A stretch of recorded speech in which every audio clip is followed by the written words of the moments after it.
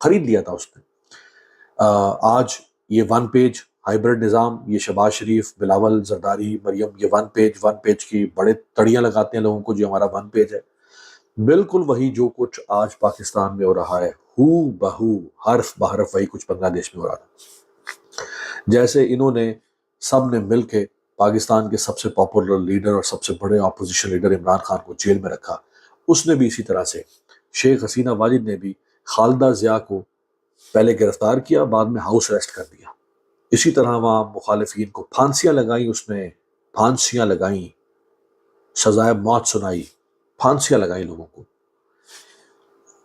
اس کے خلاف ایک ٹرائبونل بنا، اس کے اوپر 5 الزامات عائد کیے گئے اور انسانیت کے خلاف جرائم کرنے پر اس کے خلاف مقدمہ چلا. اس مقدمے کا آج فیصلہ سنایا ہے. کھچا کھچ بھری ہوئی تھی عدالت. یہ 15 سیکنڈ کا ایک کلپ ہے، اس میں جج فیصلہ سنا رہا ہے. یہ فیصلہ سنیں اور پھر بات کرتے ہیں. For all these 3 counts, we have decided to inflict her with only one sentence, that is sentence of death.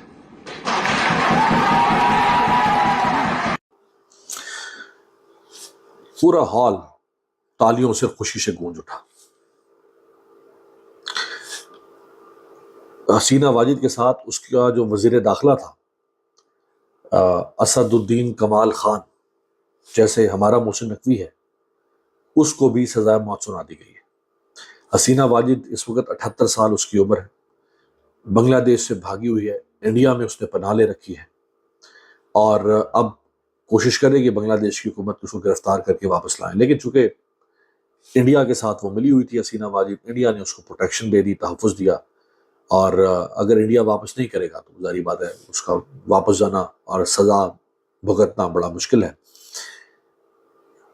یہ سبق ہے دنیا کے ہر اس ملک کی قوم کے لیے کہ اگر آپ پر ظلم اور جبر اور فسطائیت کا ماحول مسلط کر دیا جائے تو آپ کا قانون، آپ کا آئین آپ کو اجازت دیتا ہے کہ آپ اس ظلم اور جبر کے ماحول کے خلاف کھڑے ہو جائیں، سٹینڈ لیں اور اس نظام سے بغاوت کا اعلان کر دیں، اس نظام کو مسترد کر دیں. اور اس کی دنیا میں سینکڑوں مثالیں موجود ہیں جہاں لوگ کھڑے ہوئے، انہوں نے حکومتوں کا تختہ الٹا اور انہوں نے اپنی عزت کو، اپنے آئین کو، اپنے نظام کو بحال کیا. جب